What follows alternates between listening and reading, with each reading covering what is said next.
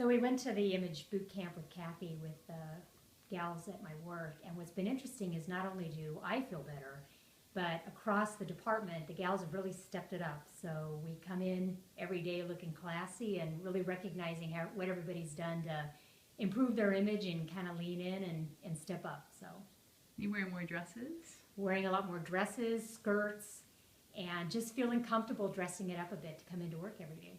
And how do you think that has affected your department as a whole? A lot more professional.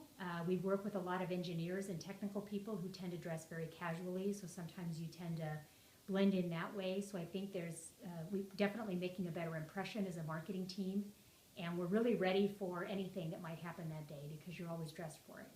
And I think a lot of them are they're keeping like a little suit coat in the alcove just in case. Yeah, we've learned to bring in a blazer so that we've always got something just in case we get a surprise visit from the SVP or anybody, a partner who might visit on that day.